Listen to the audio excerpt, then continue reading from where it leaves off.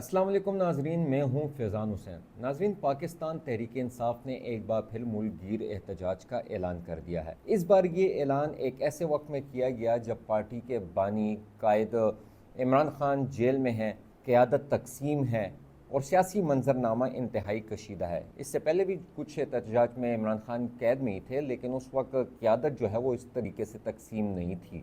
ناظرین، یہ احتجاج در حقیقت ان سیاسی و عدالتی فیصلوں کے خلاف رد عمل ہے جو عمران خان، ان کی جماعت اور ان کے حامیوں کے خلاف سامنے آ رہا ہے۔ خصوصاً عمران خان کی نااہلی اور گرفتاری، پارٹی رہنماؤں کی مسلسل گرفتاریاں جو پچھلے کافی عرصے سے جاری ہیں، عدالتی فیصلوں میں پی ٹی آئی کے خلاف سخت رویہ، الیکشن کمیشن کے کردار پر تحفظات، میڈیا پر سینسرشپ اور بیانیے کی بندش۔ ناظرین، اس پر اور عمران خان کی گرفتاری، ناظرین اس پر تحریک انصاف جو ہے اس بار احتجاج کر رہی ہے۔ اس احتجاج کی نوعیت گزشتہ تحریکوں سے مختلف ہے۔ یہ رابطہ عوام مہم کی شکل میں ہوگا۔ پارٹی قیادت ملک بھر میں دورے کرے گی، سوشل میڈیا پر بیانیے کو مضبوط کیا جائے گا، جلسوں اور پریس کانفرنسز کے ذریعے عوامی حمایت حاصل کی جائے گی۔ اس تحریک کا لائحہ عمل چند روز میں قوم کے سامنے پیش بھی کر دیا جائے گا۔ اس احتجاجی تحریک کے لیے اپنی اتحادی جماعتوں سمیت تحریک تحفظ آئین، جی ڈی اے اور مہرنگ بلوچ کو بھی عمران خان نے دعوت دینے کا کہا ہے۔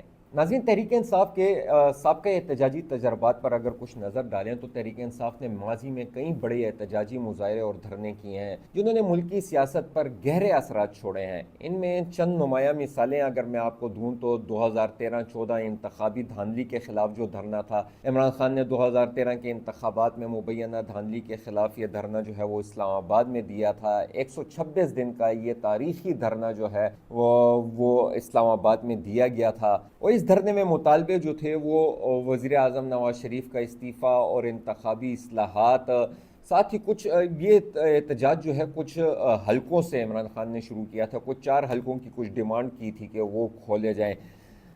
ساتھ ہی ساتھ اس کے جو نتائج پھر سامنے آئے تھے، عدالتی کمیشن بنا مگر دھاندلی ثابت نہ ہو سکی۔ عمران خان کو یہ فائدہ ہوا تھا کہ خان صاحب جو ہے وہ قومی سطح پر نمایاں سیاسی قوت بن کر سامنے آئے تھے۔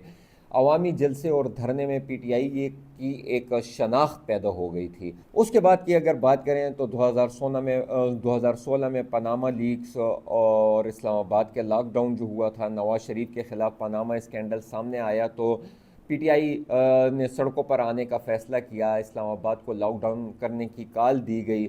2 نومبر 2016 کو سپریم کورٹ نے پاناما کیس کی سماعت کا اعلان کیا، جس پر احتجاج ملتوی کیا گیا تھا۔ اگر اس کے نتائج کی بات کریں تو نواز شریف نائل ہوئے، پی ٹی آئی کو بڑی اخلاقی فتح حاصل ہوئی تھی اس مظاہرے کے دوران۔ پھر 2022 میں عمران خان نے تحریک عدم اعتماد کے بعد حکومت سے علیحدگی جب اختیار کی تو مئی 2022 اور نومبر 2022 میں 2 الگ الگ لانگ مارچ کیے گئے۔ مطالبہ جو تھا فوری عام انتخابات کا اعلان کرنا تھا، جس پر ریاستی رد عمل کا اگر ہم بات کریں تو راستوں کی بندش، کارکنوں کی گرفتاریاں، میڈیا کوریج کی بندش، عمران خان پر قاتلانہ حملہ بھی ہوا تھا نومبر 2022 میں، تو یہ اس کے نتائج سامنے آئے تھے۔ پھر مظاہرہ جو ہے وہ ختم ہو گیا تھا۔ پھر مئی 2023 میں عمران خان کی گرفتاری کے بعد پرتشدد احتجاج پھوٹ پڑے۔ احتجاج کا دائرہ جو ہے وہ کور کمانڈر ہاؤس اور فوجی تنصیبات تک پہنچ گیا، جی ایچ کیو پر حملہ ہوا، موبائل سروسز معطل ہوئی، سوشل میڈیا پر پابندیاں لگی، ہزاروں کارکنان گرفتار ہوئے۔ اس میں جو اہم موڑ تھا وہ یہ تھا کہ تحریک انصاف کی ساکھ کو شدید نقصان پہنچا، درجنوں رہنماؤں نے پارٹی چھوڑ دی۔ اس طریقے سے تو نہیں، لیکن کچھ لوگ جو پارٹی چھوڑنا چاہ رہے تھے یا کسی دباؤ کے نیچے آ کے انہوں نے پارٹی چھوڑ دی۔ عمران خان نے خود پارٹی کی تنظیم نو کا آغاز کیا، اور اگر نتائج کی ہم بات کریں تو ریاست نے اس پر سخت اقدامات کیے تھے۔ فوج اور عدلیہ کے ساتھ تحریک انصاف کی کشیدگی بڑھی، اور ساتھ ہی ساتھ پی ٹی آئی کو ایک نئے تنظیمی بحران کا جو ہے وہ سامنا کرنا پڑا تھا۔ پھر فروری میں 2024 میں الیکشن ہوتے ہیں، پھر اکتوبر نومبر 2024 میں خان صاحب کی رہائی کے لیے علی امین گنڈاپور کی سربراہی میں اسلام آباد کی طرف لانگ مارچ ہوتی ہیں۔ ایک احتجاج میں تو بشرا بی بی بھی شامل ہوئی تھی، لیکن نتیجہ کیا نکلا؟ لیڈرشپ کارکنوں کو چھوڑ کر بھاگ نکلی۔ دونوں مظاہروں میں بڑی تعداد میں کارکن گرفتار ہوئے، لیکن خان صاحب کو تو کوئی ریلیف اس میں نہ ملا، الٹا ملاقاتوں پر پابندیاں لگ گئی خان صاحب کے خلاف، اور جیل کے اندر جو ہیں وہ سختیاں شروع کر دی گئی۔ تو یہ تمام تحریک انصاف کے ایک مظاہروں کا ایک لسٹ تھی جو آپ سے ہم نے ڈسکس کی ہے۔ یہ تمام آپ کو بتانا تھوڑا سا ضروری تھا، کیونکہ کچھ احتجاج جس میں کامیابیاں ہوئی وہ خان صاحب نے خود لیڈ کیے تھے۔ موجودہ احتجاج کی بات کریں تو اس کی نوعیت کچھ الگ ہے۔ قیادت اور حکمت عملی کے اعتبار سے ماضی سے کئی پہلوؤں سے یہ احتجاج جو ہے مختلف ہے۔ جب احتجاجی تحریک انصاف شروع ہوئی تو عمران خان ہی احتجاج کی قیادت خود کرتے تھے، جس میں کامیابی بھی ہوئی۔ اب وہ قید میں ہیں اور براہ راست عوامی رابطے سے محروم ہے، اور اس بار ہر شہر میں مظاہرہ ہوگا، کوئی اسلام آباد کی طرف مارچ نہیں ہوگا۔ ابھی لائے عمل سامنے نہیں آیا، لیکن ابھی تک جو تو یہی بتایا گیا ہے کہ ہر شہر میں جو ہے اس کی لیڈرشپ کے انڈر جو ہے وہ احتجاج کیا جائے گا۔ اچھا، پہلے عدالتیں ماضی میں جو ہے وہ تحریک انصاف کو ریلیف دیتی تھی، اب اکثر فیصلے جو ہیں وہ پارٹی کے خلاف آ رہے ہیں، اس سے کارکنوں میں مایوسی بڑھ رہی ہے۔ ساتھ ہی ساتھ ہم بات کریں تو ریاست نے تحریک انصاف کے خلاف جو ہے وہ کافی سخت قدم اٹھایا ہوا ہے۔ اس بار ریاستی ادارے مکمل طور پر سختی سے تحریک انصاف سے نمٹ رہے ہیں۔ جب سے یہ 9 مئی کا واقعہ ہوا تھا اس کے بعد سے سوشل میڈیا سیل بند ہیں، کارکن کافی تعداد میں ابھی بھی گرفتار ہیں۔ میڈیا پر جو مین اسٹریم میڈیا ہے اس پر پابندی لگی ہوئی ہے۔ روایتی میڈیا کی بندش کے باوجود P T I social media کو مکمل طور پر استعمال کر رہی ہے۔ YouTubers, Twitter activist, Instagram pages فعال ہیں۔ اچھا، اس مظاہرے میں اس بار جو ہے وہ سمندر پر پاکستانیوں کی شمولیت بھی بڑھ گئی ہے۔ عالمی مظاہرے، خطوط اور پریشر گروپس جو ہیں وہ فعال کیے گئے ہیں اس مظاہرے کے لیے۔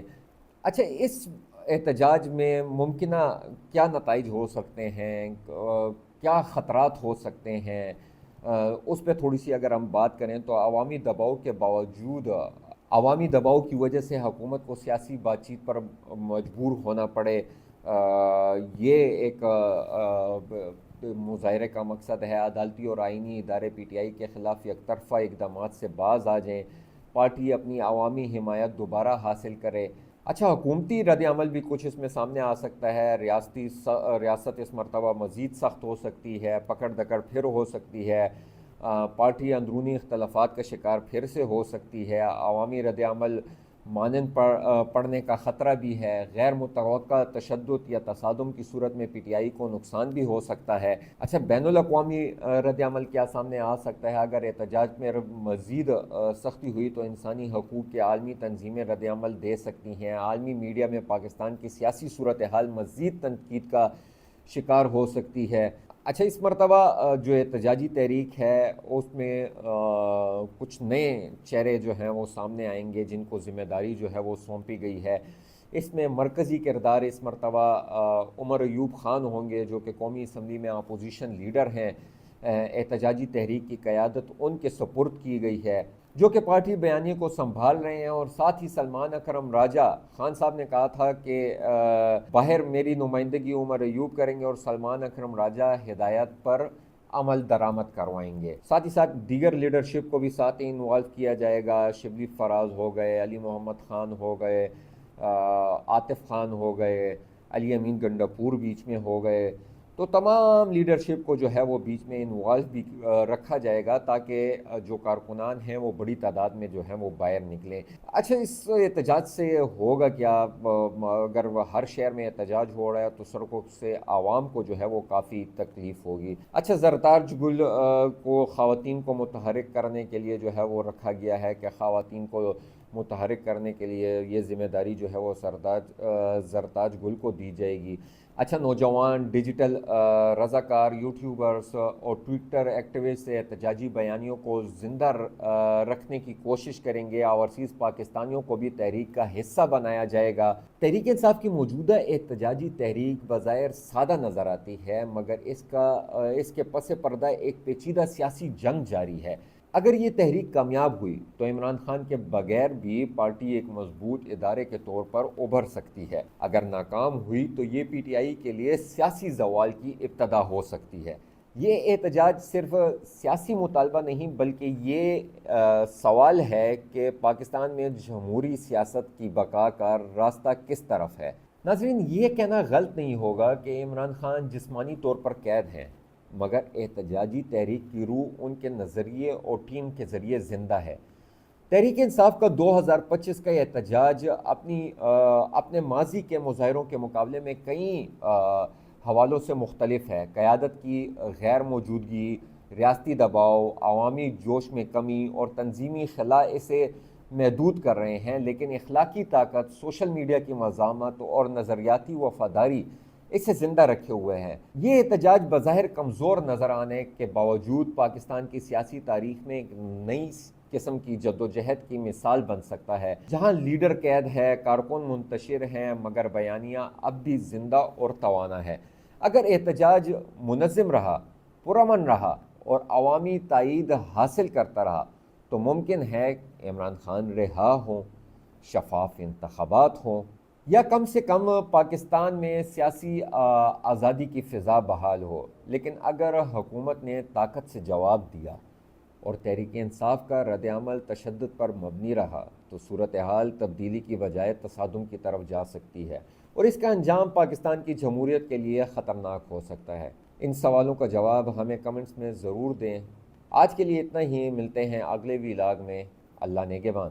ہمیں فالو کریں سوشل میڈیا پر اور وزٹ کریں ہماری ویب سائٹ گاؤں نیوز، ہر لمحہ ہر خبر آپ کے ساتھ۔ دیکھتے رہیے گاؤں نیوز، نیوز دیٹ میٹرز۔